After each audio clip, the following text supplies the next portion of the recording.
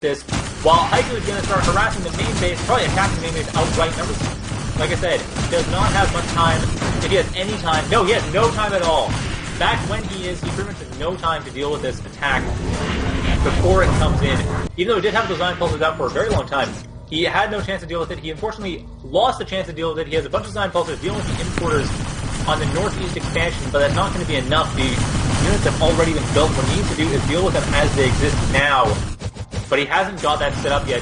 His Zion pulsers are being teleported into that base. They should be set up to defend against this attack here. The only real forces that he can have to defend against the attack. Trying to attack the base, but it's too late. The base has already produced the units. Go back, attack the incoming attack force from Haiku, and then go attack the main base to finish it off. But right now, got the priorities a bit backwards, I'm afraid. Numbers is trying to attack the main base, like I said, as we've seen several times, and that is a bad idea. Haiku is being used to produce, but his attack force that's coming in unopposed is going to be able to quickly deal with everything coming in from Numbers. Will be able to completely destroy Numbers' base. Numbers has no base at this point, and he has quite a few resources that he is producing much when we are. When he is, he certainly is, but I'm sure he is. But he is running out of chrono energy. However, he had a fair amount earlier on, and it's just surprising he didn't actually make use of it when he had it. Like I said, I'm sorry, I'm harping on it, but it is still worth pointing out. However, more infantry are coming out, trying to stream out. There have been quite a few infantry built. I'm surprised there aren't many vehicles, but Gate Tech has been built for Haiku as well, so Haiku is going to start the second part of his big strategy, which is to build a bunch of slingshots and use them to get the infantry right in that Numbers' base, although I seriously doubt that's going to be that necessary. He is building the slingshot, but I don't see that being super necessary. Numbers' Zion pulses are trying to teleport around to deal with this, but like I said, this is going to be very difficult for him to tear down in time to actually be effective. His defense force is doing what it can to deal with this, but it's not going to be that much. There is still a huge infantry force that has come in and will be slingshotted in if they aren't eliminated now. What he needs to do, Numbers needs to start building those units into vehicles. Maybe some air vehicles, maybe more Zion pulsers, but he needs to get more vehicles set up. And right now, it looks like we're still seeing, once again, this is the attack we saw before with Zion pulsers. We aren't seeing what's going on with Numbers' production. We're trying to defend against Haiku's base, because Haiku's attack, because Haiku is going to be attacking very heavily, and Numbers is always been in the feature this entire game compared to Haiku, which has allowed Haiku to get a fairly large initiative. And, oh wow, not even a chrono porter. That is unusual. However, Zion pulsers are coming in to try to deal with this. The chrono porter is being attacked directly. It seems to be the highest priority target, though there are other targets as well. And that chrono porter needs to be destroyed as quickly as possible before some units actually start getting chrono porter back and start meaningfully dealing damage in the unplayable path for Haiku. It looks like Haiku has not been able to chrono porter anything back. If he does, it'll end up being a paradox. So Numbers has been able to defend against this. Like I said, Numbers was very skilled in defense. Unfortunately, he didn't time his offense right, but he still got a very powerful defense up. Haiku is trying to go back to re-micro around this to try to save his base, but his chrono porter is really the big target. However, his units coming in, the chrono porter was not directly targeted, which means the units coming in will be the higher priority for the Zion pulsers, and it looks like Numbers has not jumped back in time to try to deal with this. He doesn't have a lot of chrono energy, but he does have enough to get those Zion pulsers to directly attack the chrono porter, and if he does that, he should be able to avoid getting too heavily damaged. However, that being said, the units being chronoported, or that could be chronoported, can't be chronoported for another minute, and they look like they're all about to die anyway. So it's still going to work out for Numbers. The defense is going to work out. That proxy chronoporter was not able to deal with it. However, the proxy slingshots, that is a big concern. Numbers, however, was able to deal with it furthest path, so there isn't really anything going on. We'll have to check the red and blue time windows, though, in case Haiku managed to chronoport something back and echo it. However, that will likely not save the chronoporter from all these Zion pulsers. So Numbers coming in from this defense, sending more Zion pulsers in to a chronoporter in the main base, which has been active for a long period of time, and I don't believe is on his recharge delay, which means that Haiku could be sending units back from his main base and attacking with them as well to help reinforce to save his chronoporter. This is a causally independent chronoporter, which means it could save the first chronoporter in the unplayable path from the Zion pulsers, though given the lack of area, I highly doubt it's going to happen. So once the spread time was done, we'll know for sure whether or not something has happened. The chronoporter is very important, and I don't see it being used. I'm very surprised that it's not being used. Zion pulsers coming into the bottom right expansion, who will be dealing a lot of damage. Now there's enough Zion pulsers to actually carry this apart meaningfully. And like I said, once the defense force is destroyed, now is a good time to attack. The Zion pulsers are attacking, and they are dealing quite a bit of damage, mostly focusing on the turret, of course, and on the RPs as well. Getting rid of the industry that they find and just tearing apart everything. Design pulsers are awesome base destructors. They're the artillery unit for Vecgir, and they are great at destroying bases. The numbers actually might be able to come back from this. Looking back on the blue time, it seems that not much has changed. No units really haven't transported back. So, or at least it doesn't look like they have been. If they have, it doesn't seem to be meaningful yet. Design pulsers still dealing a lot of damage. Heavy cruiser coming in. This will be able to deal with what's going on. And another chronoporter actually also exists. So Haiku has plenty of chronoporters around the map. Numbers has also gotten himself gate tech back when he is further back on the green time wave. We see that looks like Numbers attack. No, this is the original attack. This is before the proxy chronoporter and slingshots and defense. So Numbers will still be able to defend properly. The heavy cruiser hasn't been sent back in time at all. Oh, it has! Yes, the heavy cruiser has been sent back in time, or something has been sent back in time, which means that there is going to be at least 2 heavy cruisers coming in to deal with this in the unplayable past, which will be almost impossible for design pulsers. Well, I mean, basically it's a matter of if design pulsers can destroy the base before the 2 heavy cruisers, or the heavy cruiser and itself destroy the design pulsers. That's what's important. But the problem is that design pulsers can't attack air, so really all they're doing is trying to get the base. Suicide mission, but it may actually work out. Chronoporter and heavy cruiser is coming around to actually help attack the bottom left expansion, the southwest expansion, for Numbers. That will be very... Actually, no, nuking the main base. Never mind, forget the south expansion. He's just nuked the main base, destroying the RPs. That still had a lot of resources to get. So, now attacking one of the annexes directly. The other annex is still under production. That may, however, have been the annex that reserved gate tech for Numbers. Hasn't been used yet, apart from the teleporting. It hasn't been used for slipgates yet, but it looks like slipgate just was built at this time. So about 5 minutes down from here, there has been a nuke sent off to attack this annex. This annex is getting heavily damaged, and I think unless Numbers switches to where he set up gate tech and sets gate tech on the north annex, he is going to lose gate tech very quickly. He needs to be aware of this. There's going to be flashing in his timeline, and of course, rule number 1 is never ignore the flashing red.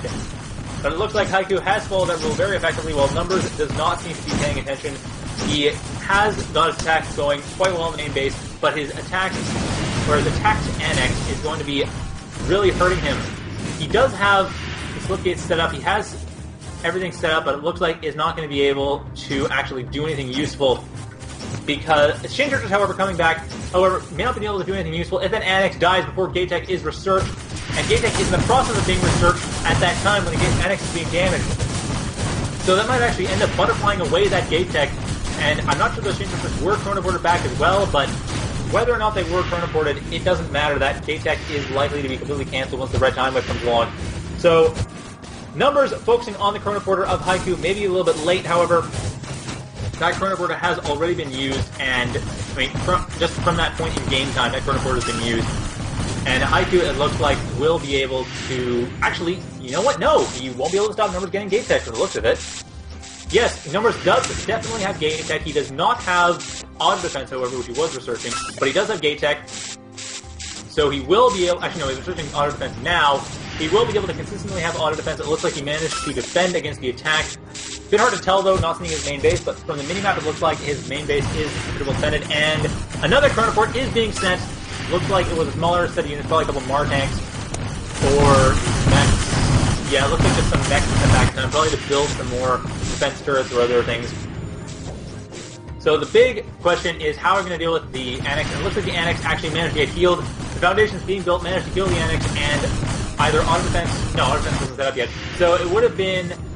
You know, it's hard to tell what's going on. I don't know. I would have to see what actually happened for Numbers. Numbers jumping back further, figuring out what's going on in the main base. It looks like, you know, the attack might actually have been canceled. The heavy cruiser might have gone towards... Unfortunately, I can't actually control what's going on. Meryl is the one controlling it. And we see that the main base for Haiku has been heavily damaged in the future. The green time wave is where we really want to look. Design Pulse is dealing a lot of damage on that green time wave. The slipgate has been built, and it looks like there has been a consistent setup. So yes, that annex has been consistently left alive. The heavy cruiser has been defended against, and the attack from Numbers will be able to proceed at pace. So Numbers, still having that slipgate, will be able to deal some damage in the past. Haiku also has a chronoporter, but hasn't very much. He has, however, another chronoporter, other than the chronoporter we saw before, and looks like, yes, it looks like the heavy cruiser actually got distracted by Design Pulser's movement. So it looks like that's what happened instead. So Design Pulsers managed to distract the heavy cruiser and stop it from attacking us directly. No, I couldn't admit it, because the annex is still damaged because of the nuke. The nuke still went off. but it's hard to tell right now. Everything that's happened has fallen off into the immutable past. So Numbers getting a lot of foundations and trying to build up what he has, rebuild what he has. He has tons of foundations back when he is further back when Haiku is. The foundations haven't been built yet. So Haiku is actually parking an ATHC outside his base as a defense turret setup as well. Haiku is really taking the entire south side of the map. A bunch of Shin turrets have been built up. I'm not sure how effective it's going to be. A lot of turrets coming in. Turrets are quite effective against, well, all units really, but they are always effective against air. They haven't been upgraded yet, so they're going to be probably more effective against air, and that is going to be a problem for the Shin turrets, however, or Tet turrets as well.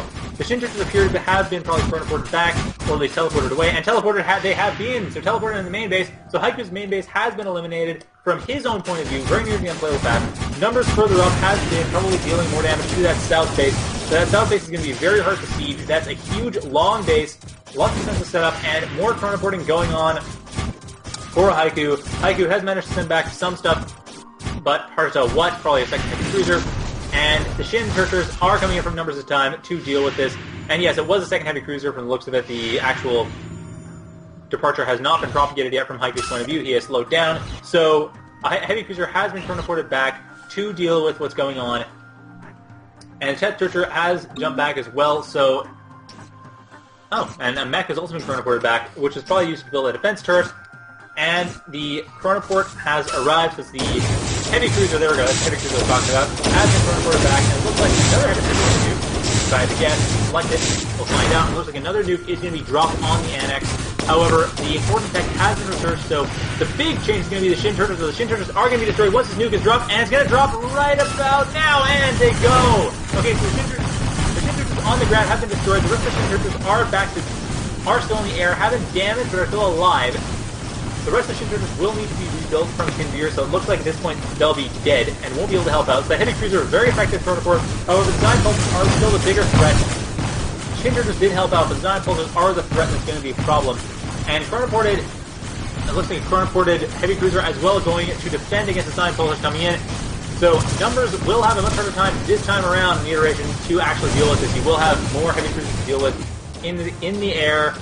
And his Zion pulses will not be equipped to deal with this because they can't attack air, which is a bit of an unfortunate weakness, but hey, you gotta balance the game somehow, right? And so, very powerful on the ground, very useless against air.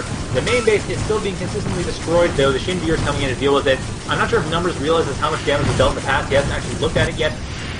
He will be aware of it, and remember, most of these Shin turrets are not going to be actually lasting because most of them were turned into Shin gears. Numbers has jumped back, however, just double check.